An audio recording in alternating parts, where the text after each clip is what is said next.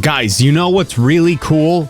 Video games. And there's a ton of them coming out in like the second half of this year. And guess what? I'm gonna talk about them in this video. Now, there's a million videos out there of like upcoming games that you should watch out for and yada yada yada. And look, I want to do this my way. The reason this video is gonna be a bit different from others is because it's mine, which means I'm going to talk way too much about some of them and really dig deep on some of my predictions on them and what I find interesting about them. I'm also going to be covering them in release order, and you have the timestamps and the release dates on screen throughout the video, so you can mark your calendars if you think they're worth it.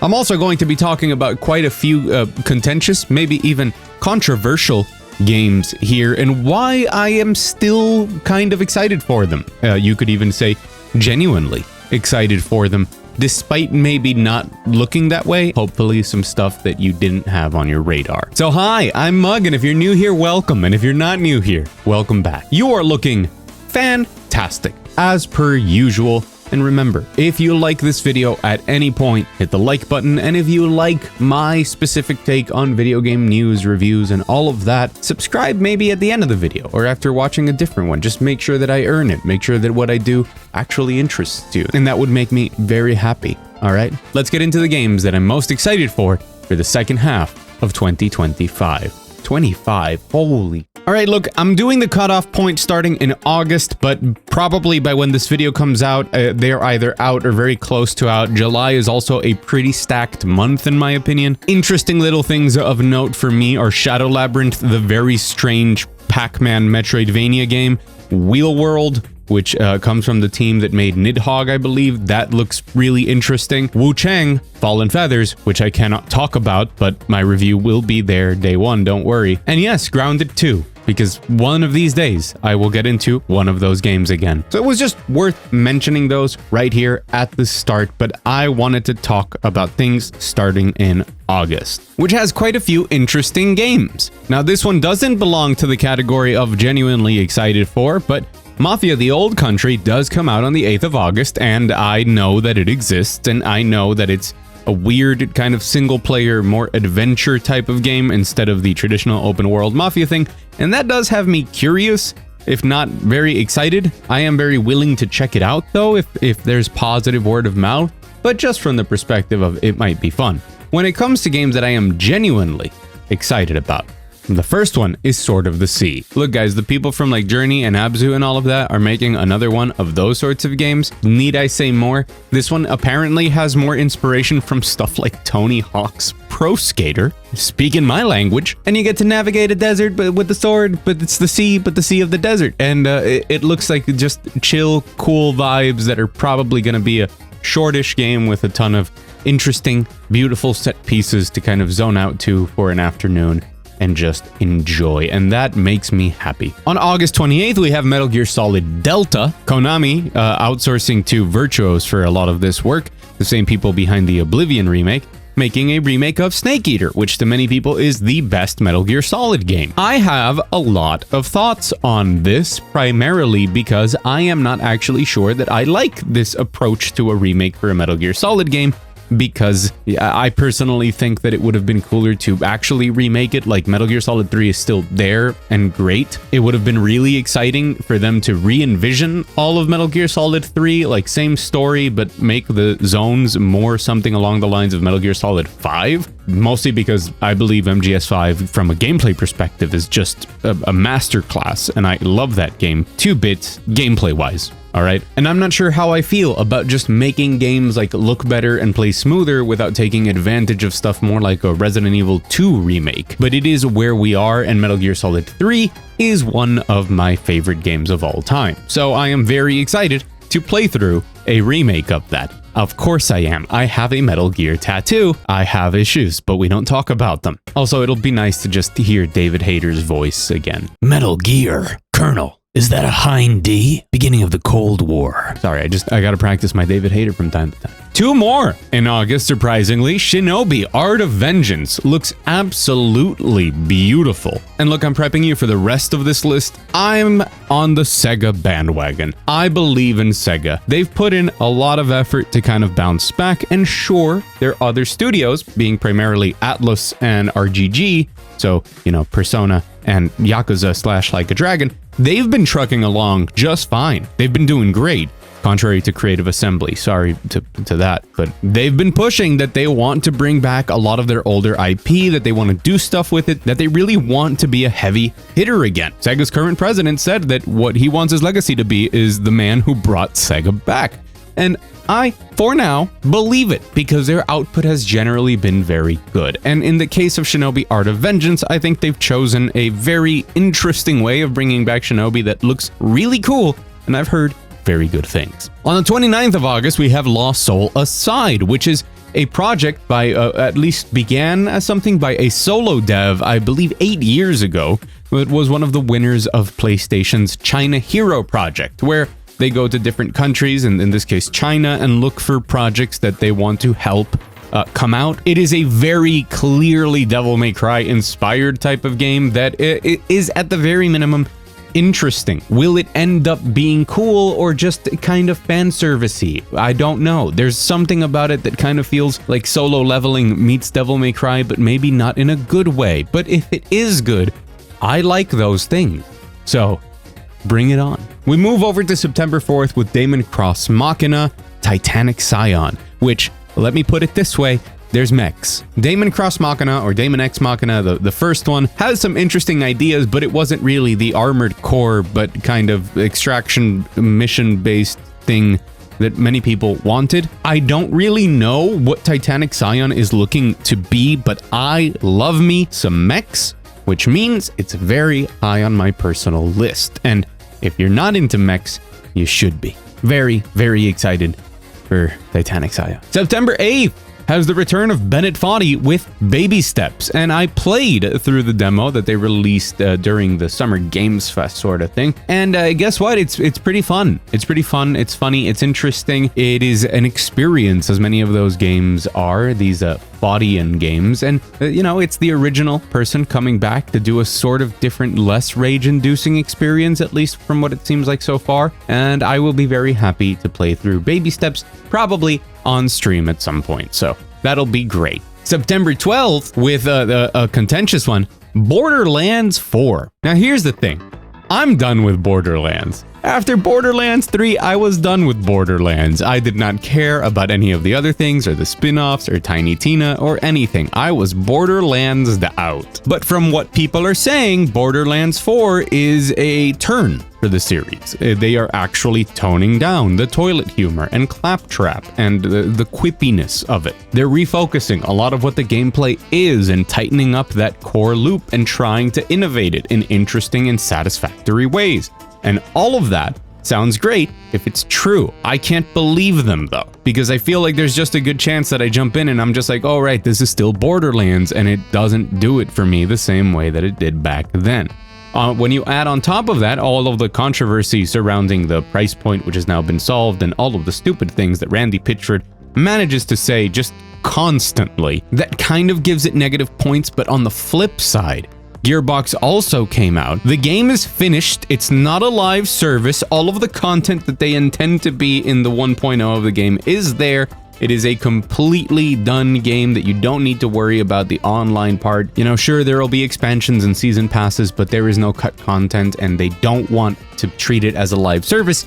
They believe that you should be able to play the game, enjoy it to a certain point, and then just stop playing it. There's something really admirable about that, specifically with a looter shooter, where, you know, this is a genre where normally you would expect them to try and milk customers as much as possible. Will that be true? I don't know, but that's what they said, and I think that is worth applauding, and if it is the case, yeah, worth championing a little bit. So, kind of split feelings on Borderlands 4, but enough to pique my interest and kind of dig into it. For me, the big season begins on the 25th. Big review season, lots of games to cover. We're going to have Silent Hill F and Sonic Racing Cross Worlds releasing on the same day. Of those two, I will probably be playing Sonic Racing Cross Worlds, but I am very interested in Silent Hill F. I really like both of these things. Sonic Racing, specifically Sonic and Sega Racing All-Stars Transformed, is probably my favorite kart racer of all time, if not tied up there with Mario Kart 8. I have, like many people, some issues with Mario Kart World, and as a big kart racing fan, I am incredibly excited for Sonic Racing Cross Worlds and incredibly excited for the shade that they threw at Mario Kart up on stage at Summer Games Fest. I am betting on this one being really darn good, and I hope that's the case. Sega trains coming into the building. Choo-choo! I don't know what the fuck I'm doing anymore. Now, will Sonic Racing be able to compete against Garfield Kart, which is also coming out in September? What can I say? Just gotta get me that lasagna. Can't play it on Mondays. Yeah. When I say gar, you say field. Gar. Field. Gar. Field. All right. This bit has gone on. Maybe it hasn't gone on long enough. Special shout out to Final Fantasy Tactics: The Ivalice Chronicles, which is not Fire Emblem, but it's still really good. October 2nd sees the arrival of Ghost of Yotei. Will it be enough to distinguish itself from Ghosts of Tsushima, from the previous installment in the series? The only thing that I care about is that Ghost of Tsushima is one of the best games that not just Sucker Punch, but Sony has put out in a very long time, and a true innovation when it comes to the open world structure of things, way more so than anything that Ubisoft, the maybe inventors of it, have done with it. And I'm curious to see what it does, but I'm also curious to have a reason to turn on my PS5. So this year we get Death Stranding 2 and Ghost of Yotei. Hey, at least there's excuses, and I'm really hoping it's excellent. On October 10th, we have the release of Little Nightmares 3, a game that I will probably not cover on the channel beyond putting in as B-roll in one of the multiple essays I end up doing, but that I will play because I like myself some co-op games. I like Little Nightmares 1 and 2, and now this one's co-op, and that sounds good to me. And if you didn't know it was co-op or that it was coming out, now you know, and put it on your radar. It looks great. I like the other one, the one from the original Little Nightmares team, Reanimal. That looks a bit more interesting than Little Nightmares 3. But hey, this one still looks cool. Can't wait to find out the story of like what happened with the Little Nightmares license and the two teams and all of that. Hate to say it, but it is the truth. Pokemon Legends ZA is coming out, and I would like to play it. Is Pokemon a terrible franchise that is stuck in the past and that Game Freak refuses to innovate on or do anything meaningful with, and that, you know, other studios doing their own thing have done wonderful stuff with the pocket monster or the creature collecting genre in general, but they don't see the same success because Pokemon are just popular and it's just the strength of the IP? Yeah, that's all true, but I'm still incredibly curious to see what ZA does because, and I do not say this lightly, and I've said it many times before, I think the best Pokemon video game that's ever been done was Legends Arceus. So, the sequel to Legends Arceus, a new Legends game, is, you know, if we're gonna ever have a chance of it being good or introducing something cool and giving a fresh experience within the Pokemon world, it's gonna be this one. October 17th sees the release of Keeper, which looks just beautiful, just fantastic. This is a double fine joint, and it's been such a long time, but that trailer looked really interesting, really captivating, and I'm really excited to see what this game is and to play it just straight up. October 21st sees the release of Ninja Gaiden 4, a game that I didn't think could ever happen, but it's happening. Heavy breathing ensues. Because guys, I was gonna say if you're new to the channel, but honestly, if you're not, like, if you haven't seen every single video I've ever done, you might not know this about me. Me and character action games, me and my Devil May Cries, you don't separate us, okay? There's a Ninja Gaiden 4 coming out. I'm losing my mind. I'm so excited. All right, I'm gonna calm down now. October 29th sees the release of The Outer Worlds 2. A lot of you guys probably do associate me a lot with Bethesda games, and that's because I like them quite a lot, like many people. And I'm crossing my fingers that The Outer Worlds 2 is good, or at the very minimum, you know, as good as the first one, which would mean like pretty flawed, but enjoyable to some degree. Just, you know, maybe caught up to a modern standard, but ideally better than that. But we don't get a lot of these games very often, and after the disappointment that was Avowed, and after enjoying quite a bit of Tainted Grail, I'm ready for some sci-fi version of this. Let's see what The Outer Worlds 2 does. I'm here for it. And I do think it's relatively important to mention that on October 30th, we see the release of Arc Raiders, which, hey, I still haven't gotten into one of these games. Maybe this is the one. Maybe this is the one that'll teach me what it's all about and what I like, and maybe I'll enjoy Arc Raiders. That's a chance. There's a chance, slim chance. Hopefully, I don't know, I'll play it. And of course, for the last of the ones that have actual solid release dates, you guys know it because I actually gave it a dedicated video here to the demo on the channel. Cairn is coming out on November 5th. Yes, I do have a strange obsession with games that use climbing as their primary mechanic, and Cairn looks incredible. I'm hoping that the game bakers have been cooking, or in this case, baking, and I'm hoping they added a little bit of seasoning on top. Really excited for Cairn. Let's see what's up with that on November 5th. Now, there are a ton of games that are coming out at some point in the next 6 months, allegedly, that look really damn good, but we just don't know the specific release date. This is a stacked year, in case you haven't noticed. Now, when it comes to video games that I will 100% be playing, no matter what, I am going to be playing Hollow Knight Silksong. That's coming out this year, guys. It's coming out. Metroid Prime 4, because yes, I'm one of those people that thinks that Metroid Prime is incredible and like we need more of the first-person Metroidvania thing, all right? I'm excited for that. Crimson Desert, whatever that is. I've got an old video about me playing Black Desert Online. I like how those guys do combat. I'm hoping that game is good, but then that's theoretically coming out. Chronos, The New Dawn. Hey, the people who made the Silent Hill 2 remake are basically doing their own twist on Dead Space in their own weird wacko universe. Color me very excited. I am a huge Dead Space fan.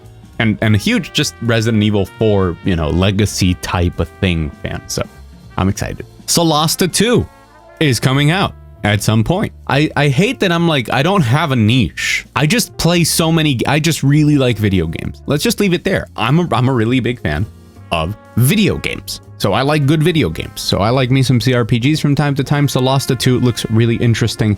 I'm hoping that's good. And the other one that isn't being talked about as much anymore, it was announced kind of in February, but I'm keeping an eye on it, is Tides of Annihilation, another kind of weird Devil May Cry-ish inspired, half Devil May Cry, half Souls-like, it seems, new Chinese devs, which I keep playing games by new Chinese devs and they keep blowing me away with just how good they are. So I'm hoping this is going to be the case. This is that one that's set in London. We don't know too much about it, but we got to see some gameplay, got a lot of people hyped up, hoping to see when that comes out as well. And these are the big heavy hitters, but there's a ton of indie games that I'm excited for that I'm going to be covering in their own video, especially because a lot of them don't have their date confirmed yet. And I'm thinking if I give them like a month, maybe we're going to start seeing more of those release dates kind of come out and inform people better. But there is a lot that I have played recently from Next Fest and things like that. I'm always keeping an eye out on all sorts of small projects, hoping that I can highlight them in some capacity in some video, and really hoping that I can just spread as much of great games as possible, help people find games that they're really going to resonate with and just fall in love with and have a great time, because that to me is a lot of what gaming is about. Sure, it's also about the industry and the drama and whatever you want, but at the core of it all, it's enjoying great video games. A very special thanks to the patrons and members who directly support the channel. And of course, thanks to you for watching this video. I hope it was helpful. I hope that you came out with something on your radar that maybe you didn't have before. I've been Mug. Thank you so much for watching, and I'll see you again very soon.